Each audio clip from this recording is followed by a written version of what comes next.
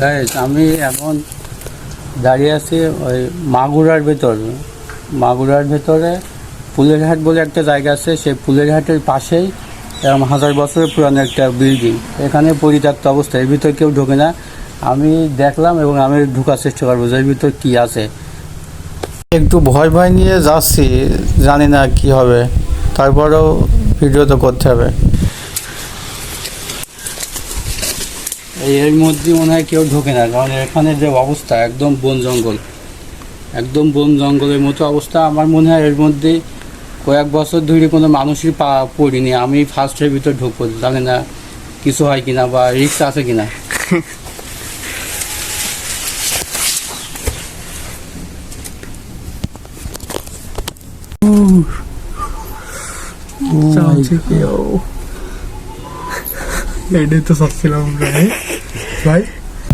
এর ভেতর ঢুকে আমি এমন কিছু দেখব জীবনেও আশা করিনি।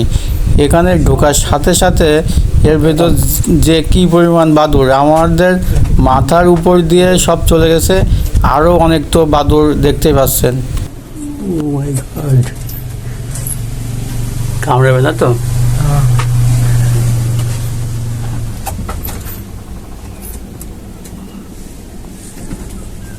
আমরা তো সে মেন জায়গায় ঢুকতে পারলাম না। এখন ওই জায়গায় এই পর্যন্তই শেষ।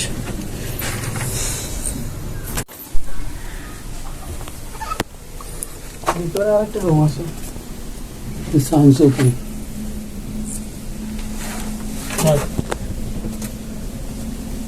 কি একটা অবস্থা, সেগুলো দেখেছাও?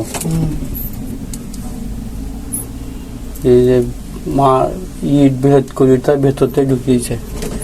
এর মধ্যে কিন্তু সাপ টাপ থাকতে পারে এর মধ্যে, কিন্তু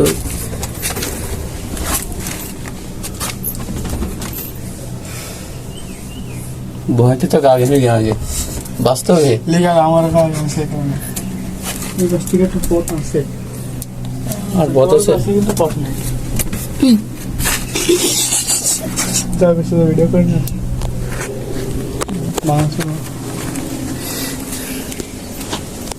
ঘরে ছিল কিন্তু ভেঙে ফেলতেছে।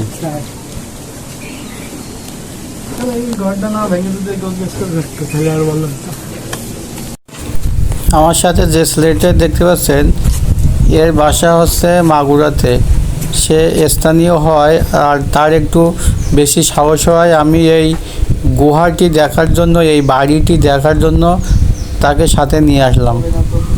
কিন্তু এখানে এসে এখানের যে অবস্থা দেখে আমি তো নিজেই ভয় পেয়ে গেছি, সাথে সাহসী ব্যক্তি বিপ্লবও নিজেও ভয়তে শেষ।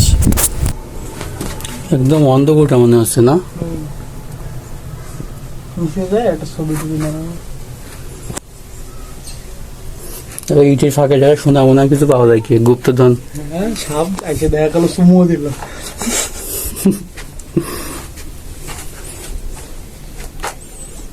এটি মাত্র দোতলা, কিন্তু এর ভেতরে ঢোকার যে সিঁড়িটি একদম নষ্ট হয়ে গেছে। দ্বিতীয়ত একজন এই সিঁড়ি দিয়ে উঠতে পারবে, তার মানে টোটাল একটা গুহার মতো তৈরি করা এই দোতলা বিল্ডিংটি। হ্যাঁ, মনসা সাহেব, তা আমরা ঢুকিস তো এমনি সমস্যা না দেওয়ার? ঢোকেন না আপনারা?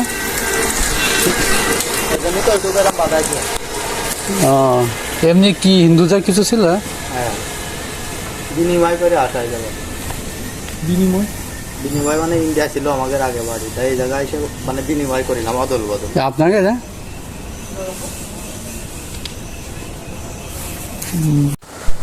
বাইরে এসে এই ভাইয়ের সাথে কথা বলে যেটি আমি বুঝলাম, এর ভেতর মনসা সাপ, বেজি, বাদুড়, আরও বিষাক্ত অনেক কিছু থাকে। আমি যদি বিষয়টা আগে শুনতাম তাহলে আমি এর ভিতর জীবনেও সাহস করে ঢুকতে পারতাম না।